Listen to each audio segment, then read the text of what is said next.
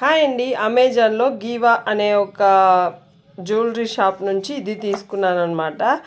So ఇది వచ్చేసి నాకు 2500 అలా పడిందండి. సో నేను ఇక్కడ చేసిన మిస్టేక్ ఏంటి అనేది చెప్తాను. ఒకవేళ మీకు ఇంకా క్లియర్గా తెలుసుకోవాలంటే కింద ట్యాగ్ చేసిన వీడియోని వెళ్ళి చూడండి. సో నేను ఈ జ్యువెలరీని జిప్లాక్ కవర్లోనే అయితే స్టోర్ చేసి పెట్టానండి. సో కానీ నా జ్యువెలరీ అయితే పాడైపోయింది. సో ఎలా అంటే ఇక్కడ కొంచెం లైట్గా కనిపిస్తుంది కదా, కలర్ అనేది షేడ్ అయిందనమాట. సో ఇది ఎందుకు ఏంటి అనేది అర్థం కాలేదు. కానీ సో ఇది నేను జిప్లాక్ కవర్లోనే స్టోర్ చేశాను.